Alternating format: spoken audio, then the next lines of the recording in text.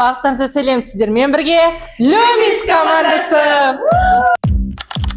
Менің ішімдегі бала бейне күйбең тіршіліктен ада күйге жетелейді терең ойға кейде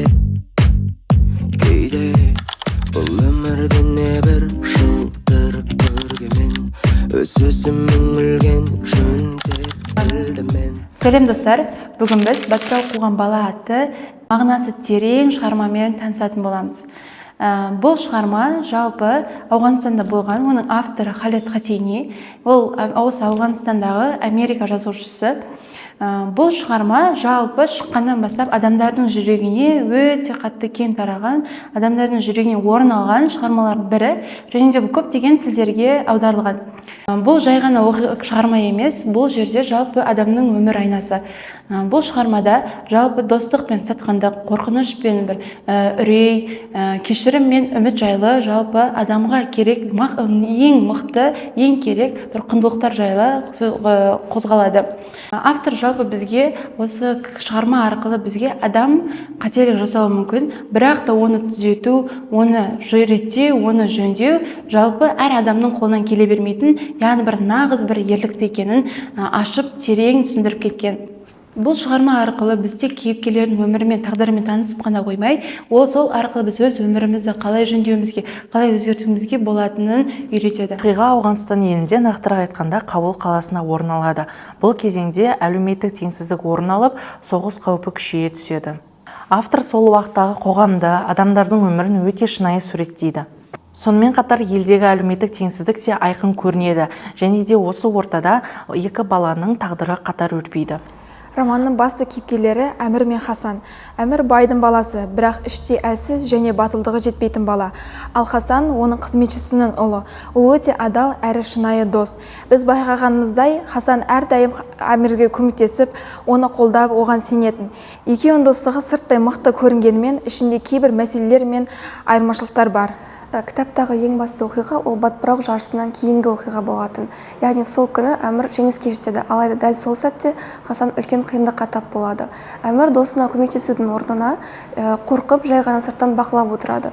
Дәл бұл шешім Әмірдің алдағы өмірін түбегейлі өзгертті. Бұл сатқындық пен әлсіздіктің көрінісі еді. Сол бір ауыр оқиғадан кейін Әмірдің жүрегінде бір сәт болсын тыныштық қалмаған болатын. Себебі ол өзін қаншалықты кінәлі сезінді, жүрегінде қаншама өкініш болған болатын. Және де сол өкініштен қашу барысында өзінің Хасан досынан алысқа, жыраққа қашуды дұрыс шешім деп қабылдаған болатын. Алайда ол өзінің досынан емес, сол бір секундтық әлсіздігінен қашып бара жатты. Уақыт өте келе Әмір өзінің әкесімен бірге Америка Құрама Штаттарына көшіп кетеді. Жаңа ел, жаңа мүмкіндік, бастаған секілді көрінгенімен, алайда өзінің соншалықты ішінде жатқан өкінішін ұмыта алмады.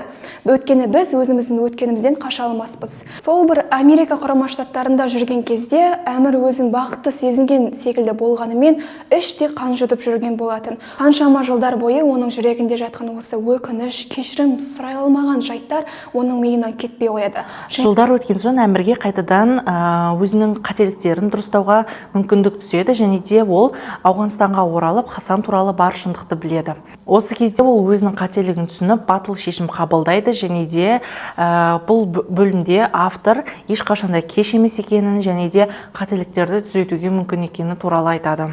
Және де адамның өзгеріп, жақсы бола алатынын көрсетеді. Кітаптың негізгі идеясы әр адамға екінші мүмкіндік беріледі. Яғни қателік жасау әр адамға тән, бірақ оны мойындап түзету бұл нағыз батылдық. Сонымен қатар бұл шығарма адалдықтың, достықтың, кешірімдіктің қандай маңызды екенін дәлелдейді. Және де автор бізге әр әрекетіміздің салдары болатынын еске салады.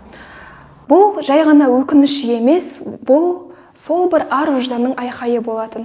Біз сырттай өте жақсы, бәрі керемет сезінгенімізбен, іштей кешірім сұрау, іштей өкініш біздің ойымыздан кетпейді, және де сол мақсатқа жетпейінше біз тыныш таппайды екенбіз. Қорытындылай келе, батпырау қуған бала терең мағынасы бар өте әсерлі шығарма. Ол адамдарды ойландырып қана қоймай, олардың жүрегіне әсер етеді. Бұл кітап арқылы біз өз өмірімізге де басқаша қарай бастаймыз. Сондықтан да бұл шығарманы әр адам оқуы керек деп ойлаймыз.